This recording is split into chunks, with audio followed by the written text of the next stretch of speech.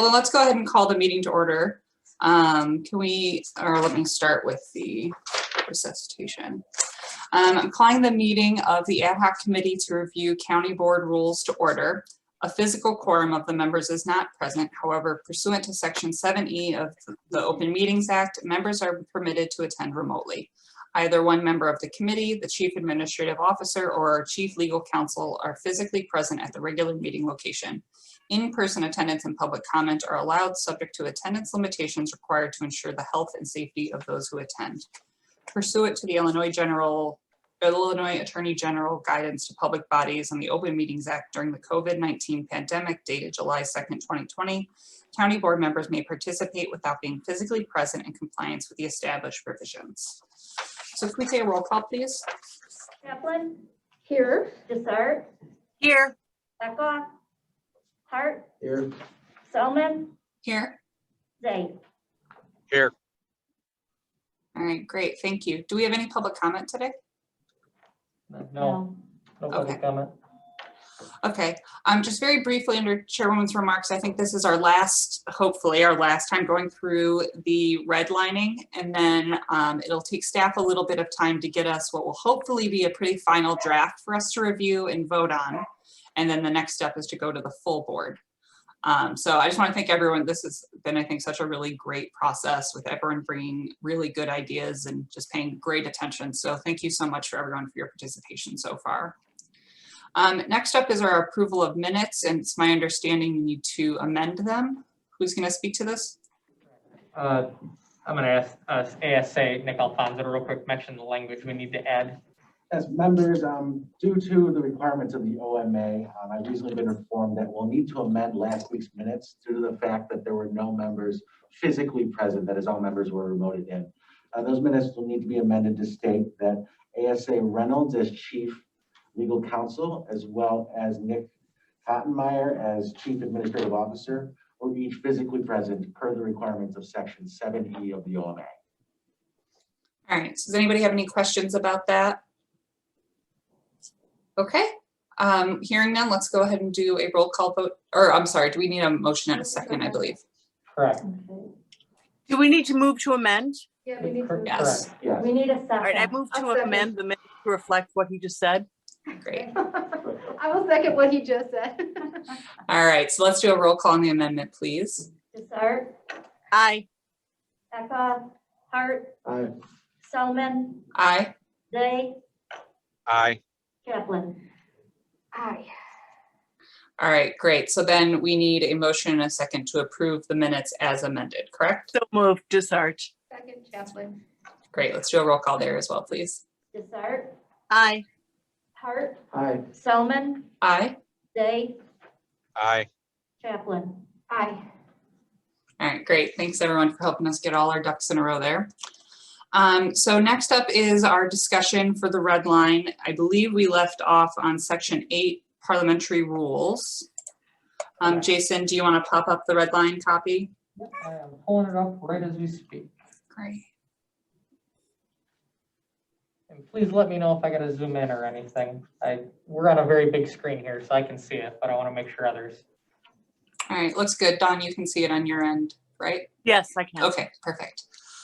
All right, so let's start in A.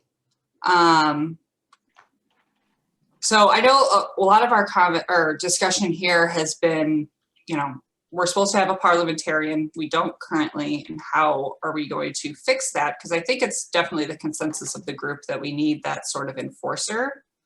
So Nick, I don't know if you have any updates on discussions with staff about that, or Nick Kottmeyer, sorry. So obviously right now how it's worded, you as a board have the ability to elect or nominate a parliamentarian out of your group. That's how the rules are written. I know there was some discussion that there was maybe a want to have an outside parliamentarian. I don't know. I can speak to that actually, if you don't mind, Mr. Kammer. So I did talk to the 5 Keller counties per your guys' request. McHenry, Kane, and Will do not have a parliamentarian.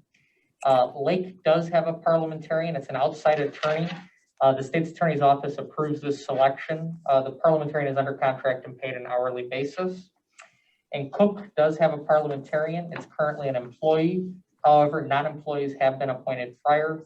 Board president, as presiding officer, appoints the parliamentarian. They do not receive a stipend. Okay. So I know others have had thoughts on this. Member Desart, I saw your hand up. I don't know if it's on this topic. Yes, it was. Thank you, Chairman. I was going to say, can we start at that point? Because I had asked at the last meeting that we have at least, that we at least look at the cost of hiring a parliamentarian. So my question then, thank you for that follow-up and the research that you did. My question then is, the one count or the two counties who hire parliamentarians, what is the hourly cost then? Cook does not pay or receive a stipend of that parliamentarian. That's just appointed.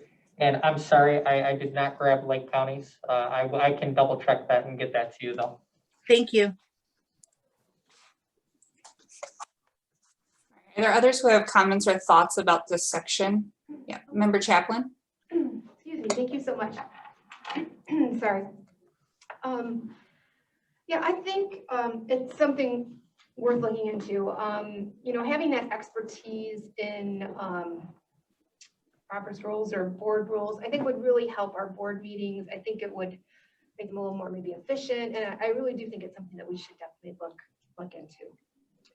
I'd be in favor of getting a parliamentarian.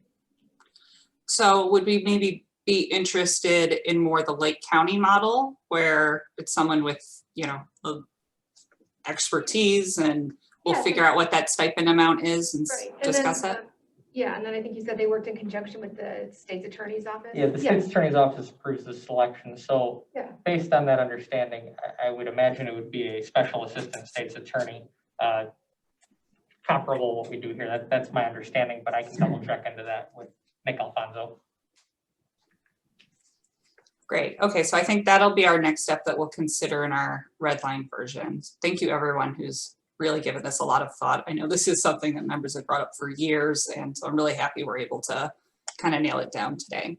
Member Selman? Yes, please. Yeah, I just had one other comment. So I'm totally in favor of identifying a parliamentarian. I would not be in favor of contracting for one. I think there's a lot of expenses that we have at the county. I don't know if this is something at the top of that list that we should be spending money on. I'm all for efficient meetings, but I think that's an expertise we can build in-house. So I just want to be on the record saying that I would support the Cook model versus the Lake County model.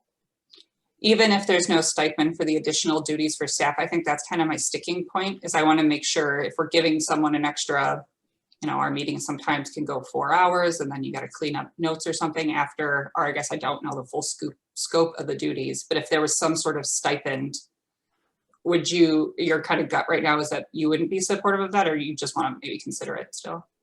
I would probably prefer that there would not be additional revenue spent on a parliamentarian. So if that means no stipend versus no contract, that's probably the route I would go. Okay. Member Zay? Yes, thank you, Madam Chair. I agree with Member Hart. I just don't think this is something that we need to spend money on, that we can probably farm this out in-house somehow.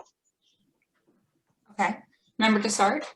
Thank you. I'd like to go on record saying that I agree with Member Chaplin. I think this is a very important part or role to be had during our meetings. And I would definitely be in favor of spending the money to make sure that we get the right advice from a parliamentarian. Thank you.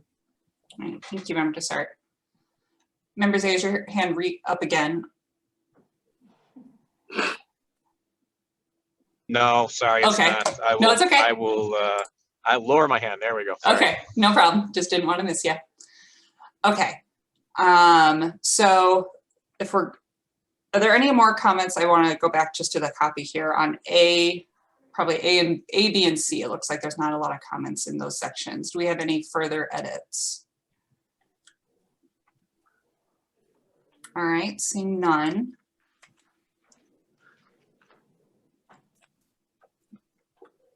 D and E, no changes there. Same with F, no changes there. For G, Remember we cleaned this up. We all agreed we're generally respectful folks and don't need to be told to do that. And then this parliamentarian part, this is the part where we've agreed that we want we want the designation of expertise. We're going to look at Lake County stipend, and then I think as a group we'll discuss whether or not we want there to be a stipend and all that, but I think that's the part we still need to discuss. Does that sound good to everyone? Or are there any other comments on the part above here? So are we okay with the county board may elect from within its membership, or do we want to broaden that? May elect a parliamentarian to serve, because it's saying within its membership. Do we want to? Right, I think that's the part we want to update to say we're going to select a person so that it gives us a little more flexibility. Because I think we've all kind of agreed that none of us want to be the parliamentarian. Unless I'm wrong, someone please feel free to volunteer. But I think we all agreed we want it to be like a staff person or an attorney or just someone that has an expertise in this that isn't an elected official, because that might not make it smoother, right? Right. Okay. All right, so Jason, is that clear enough for you to? Yes, so you'd like me to real quick rework it to something, just saying the county board may select Right. a parliamentarian, something Yes. that basic. Yeah. And then we're gonna go back and figure out the stipend for Lake, and then we'll go back to discussing the need and that. Okay. Any other comments under section 8 before we move along here? Great. All right, on to section 9. I'm so sorry if you can hear my puppy in the background. He's met his limit for the day. On section A here, it looks like we just got some grammatical his/hers updates. Are there any questions or comments about the appeals from the decision of the chair section? Yep, I'm to start.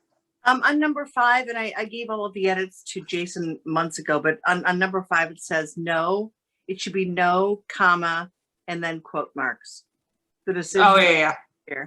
I'm sorry, I must have missed that one. And then under C, questions of personal privilege, under number 1, it should be his/or her personal integrity. Good find. Okay, great. Thank you, Member Dessart. Anything else then on, let's do A, B, and C under this section. Okay, seeing none. Let's do D, E, and F.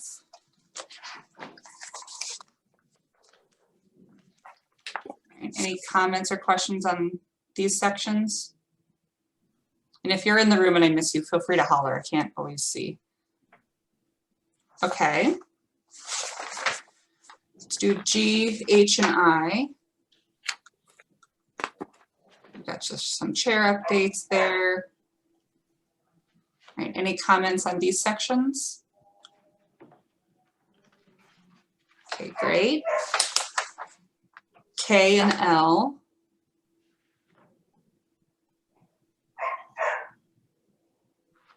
Okay, this got just some grammatical updates. Any comments or questions on these sections? Okay. M, what we got here? Okay. No edits there, and N.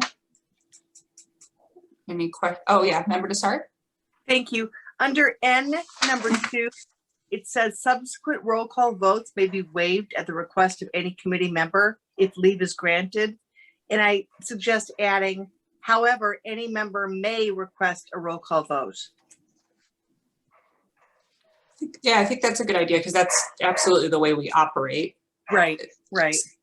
Okay, are there any objections to that or state's attorney concern? So just so I'm clear, you want to add any member may request?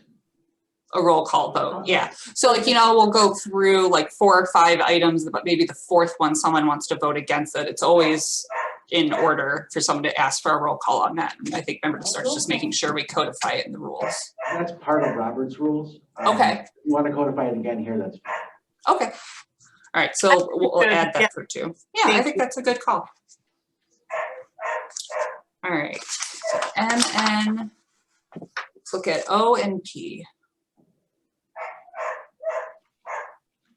Okay. Any comments or questions on sections O and P? All right, I think we can move on then to section 10, actions of the county board. So section A, the majority vote generally required. Looks like no changes there. In B, it looks like we made the change, and a lot of this obviously is set by statute, so there's not a lot of changes we could or would want to make. It looks like we just updated chair there. Go down to item 2. Okay, any comments or questions on sections A and B before we keep going? Okay. C, roll call voting. Yeah, member to start.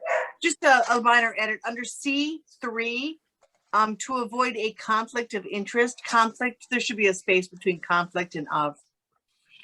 Thank you. There is one, it doesn't appear, but there is one, but yes, I'll look at that. Thank you. Anything else in that section C? Okay, let's move on to D. Any comments there? Okay, seeing none. E. In this, you remember the update was that, of course, any of us could request an informal opinion from the state's attorney's office. Member to start, did you have a question? Yeah, and at that meeting that we discussed this, any member can request information from the state's attorney. We were told that staff would look into language to provide for that guidance. And that was a couple of meetings ago, so I'm sorry if you've forgotten, but we did request guidance. And guidance on the language in here, or like a memo explaining the policy, sorry? The language in here regarding any member can ask the state's attorney for an opinion. Chair, Yes. I think so what we've added is the language I think they decided was informal legal opinions. Right, that was from Nick, your office looked at it? Yeah, that, Correct, we've looked at it and it's approved. yeah, state Okay. attorney approved that language there. Okay, so that'll be included. It's in the red line version on the screen, and then it'll be in the version that we consider where everything's all grouped together. Okay, so I'm not clear on what is the difference between a formal opinion and an informal opinion? Like if I ask the state's attorney for an informal opinion, because that's well within my rights, am I not then free to use their opinion because it might not be legal because it was informal? I mean, it's just not clear to me, you know what I mean? Mm-hmm. Yeah, Nick, would you be able to expand on that? Well, I know that the issues that came up with this is the thought process We can is change opinion to having if an issue comes up and every board member is asking for a formal legal opinion from the state attorney's office, this is meant to really narrow the focus of what they're going to do. I mean, obviously you as board members can ask informal legal opinions, but a written formal opinion is something a whole nother level up. It has to be done for the state's attorney.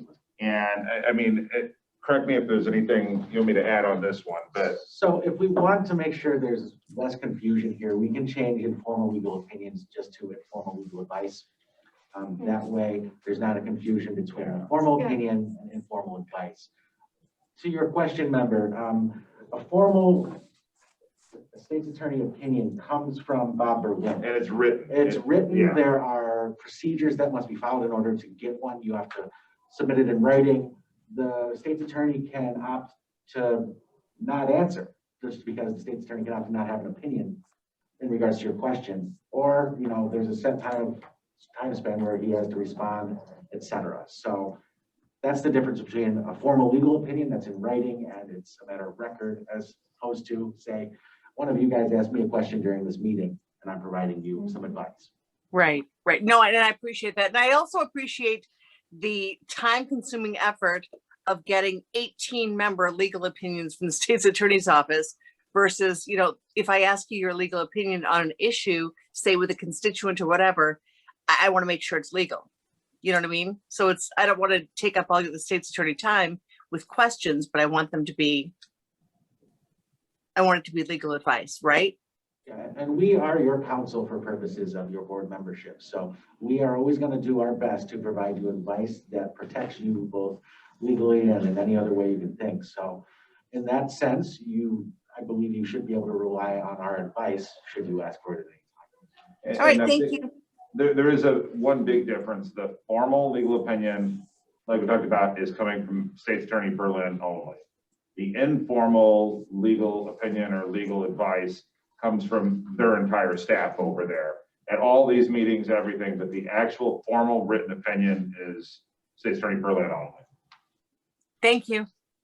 So Member Dysart, do you like the idea of changing the word here from opinions to advice just to help with that clarification? Sure. Yes. Okay, all right, so let's do that, Jason. I think that's a good idea.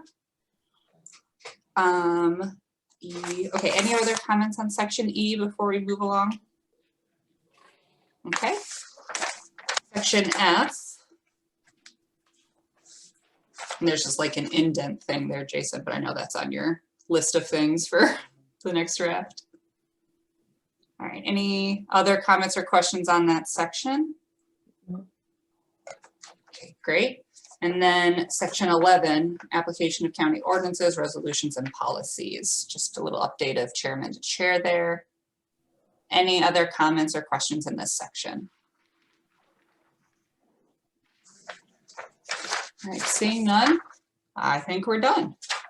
Is there anything else as, truly, as we've been doing this for, weeks now that, like a shower idea that you thought of and we've moved past that section?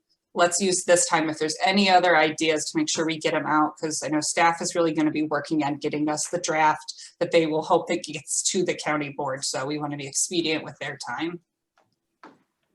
Chair Selman, if you can give us 1 second, we're trying to figure out if Jason has any remaining questions that he needs Perfect. some guidance on. So we just want to see if there's any confusion on staff's part with anything that might be remaining. Yeah, Could I ask a perfect. quick question? Yes. Just for the process again, so the full draft with the red lines is gonna come to the committee first and then to county board? Okay. Mhm. Yep, it'll come here, and the majority of the changes are things that'll go into effect, but there's a few things like the committee changes that will specify that's not until the next term in Right. 2022. Perfect. And so we'll have that approved, and then it will go to the county board, and we'll do the full 2 readings because it is we want to make sure everyone has enough time to give us all their thoughts. So, Thank you. Chair Selman, could I ask Yes. a question? Because I know we've talked a lot about a majority of these will go into effect after the next election. mhm. But there, if I remember correctly, and we've got to figure out the wording of this to add that in there, there's a portion of these that we talked about going to effect immediately. Is that correct? Yeah, So is it worthwhile to go through real quick and figure out which ones are immediate, which ones are 22, after the next election, so that we can codify that in there at our next red line version? yeah, I think for the majority of it, and if anyone here, feel free to hop in. The majority of the changes that aren't going into effect into the next term are in the committee section. So it's moving strategic planning into the committee, into finance, right? That's where we put it. And then public transit, remember we consolidated that one. So we're not changing that for this term. Those are chairs and plans and work being done. But those would go into effect for the new term. But everything else, like adding the clerk to technology, I think we agreed we could do pretty quickly, and all these other changes. All right, so we will, staff will make a cut of how to signify, work with the state attorney, how to signify to show which ones are after next election, which ones are somewhat immediate. So we'll figure out how to make that distinction. Yeah, and I remember there was a issue with we can't say something goes into effect after our terms end because none of us have terms that go past, was it November 30th of 2022? So I think we got to be careful about the effective date of those changes. Like maybe it has to literally be the last year of this day of this term, but I'll leave that to the state's attorney to figure out for us. Yeah, I can't think of anything else for clarification's sake at this moment. I think we parsed it out at the last meeting, any of the things I had. Perfect. All right, let me pull up my agenda here. So we don't have any action items. Is there any old business? Yep, member to start. This has taken a lot of time and excellent discussion. And I just really want to call out the staff at the State's Attorney's Office and Nick and Jason and everybody's worked on this. This has been a lot of work, but a lot of important work. So thank you so much for your time and due diligence and reworking the language. You guys have been awesome and have made this process easier for the board members on this committee. So thank you so much. You have my appreciation. Thank you, member. Sorry. Thank you. Here, here, could not agree more. All right, anything else under old business? All right, seeing none. Anything under new business? All right, so before we adjourn here, you'll notice on the agenda, it says the next meeting date is to be determined. That is to give staff time to get this draft ready. So you'll be hearing from probably Jason when we're ready to get something back on the calendar. But if in the meantime, like I said, if you have some great shower thought that comes to you Thursday afternoon, feel free to email, myself or Jason or Nick. And, we want everyone's ideas. I really appreciate the effort that every board member's put into this. I think it's been a really nice partnership with staff to get this all cleaned up and, all those things that we've wanted to tidy up for years, and now we've had the opportunity to do it. So if there's nothing else under new business, we'll take a motion in a second to adjourn, please. So moved. Second. Roll call vote, please. Chaplin, Aye. Desart, Aye. Hart, Aye. oh, I'm so sorry, Eckroff's not here. Hart, Selman, Aye. Zay. Aye. All right, thank you, everyone. See you soon. Thank you. Oh. Thank you.